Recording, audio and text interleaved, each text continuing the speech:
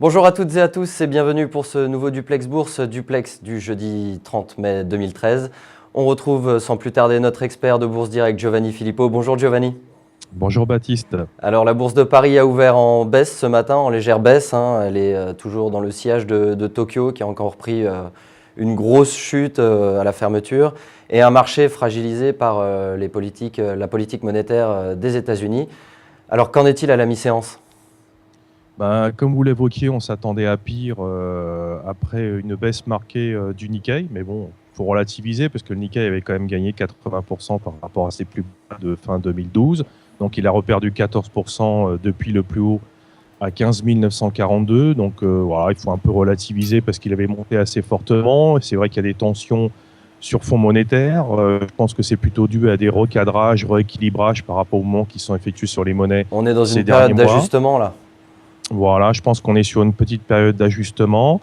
Donc on s'attendait à pire, mais le CAC montre plutôt un visage pour l'instant positif. Il a repris donc le territoire de la hausse en direction des 4000. On s'en est approché ce matin à 3993. Pour l'instant, on est en hausse de plus 0,30. On est un petit peu dans les starting en attendant le PIB US cet après-midi à 2h30 pour avoir une tendance peut-être un peu plus claire et plus significative. Justement, vous parliez du CAC. Quels sont les supports et résistances à surveiller à cette mi-journée ? Alors, on surveillera comme support en base journalière qui correspond à la moyenne mobile à 20 jours sur le contrat futur juin qui se situe à 3959. Pour l'instant, on reste toujours au-dessus. Ça veut dire que les considérations techniques à court terme restent favorables. Au-delà, pour essayer, je dirais, un petit peu de reprendre les 4000, il faudra passer d'abord dans un premier temps 3993.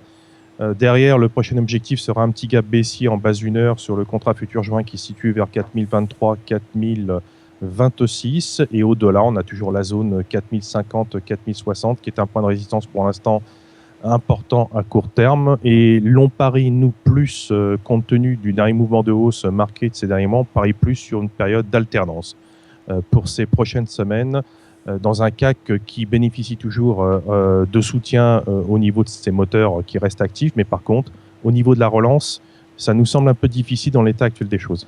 On passe du côté des valeurs à suivre maintenant et ADP, Aéroport de Paris, dont l'État va céder près de 10% de ses participations.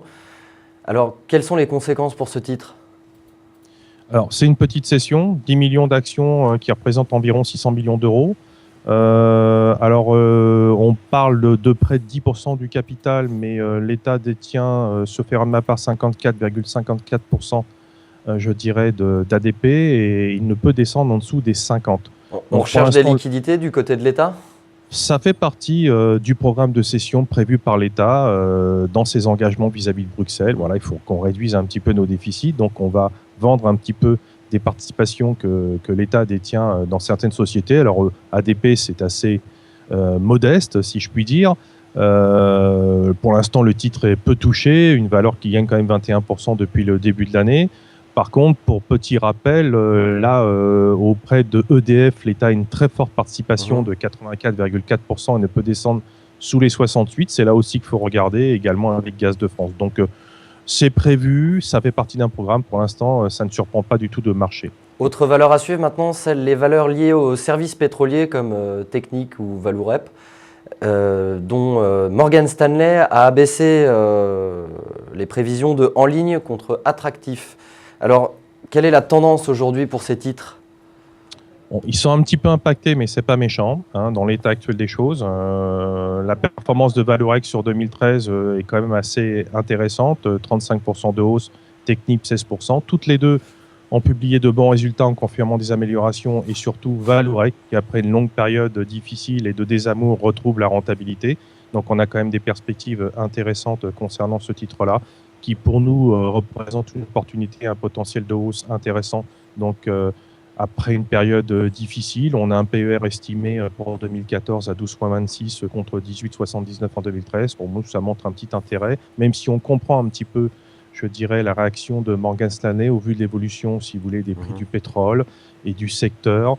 Par rapport aux perspectives, il estime en quelque sorte, si vous voulez, que ces titres-là sont à des prix assez justes dans l'état actuel des choses.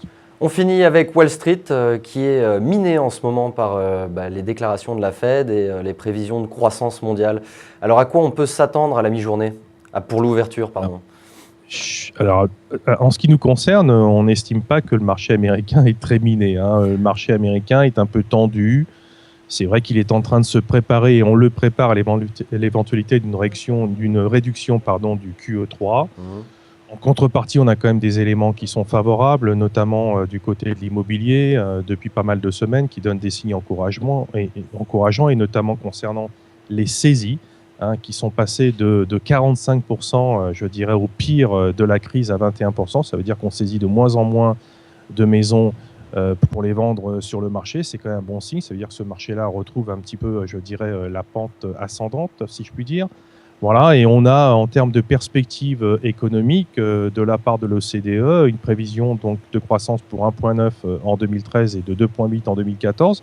Et on verra bien avec la publication du PIB attendue cet après-midi, et on attend une bonne surprise si ces vérifications se confirment. Donc un marché américain qui, pour nous, n'est pas miné, qui marque un petit peu le pas, un petit peu stressé dans l'éventualité que le cordon ombilical soit coupé avec la mer nourricière, mais voilà, l'économie américaine peut prendre le relais. Merci Giovanni pour toutes ces explications. C'est la fin de ce Duplex Bourse. On se retrouve demain pour une nouvelle édition. À demain. À bien.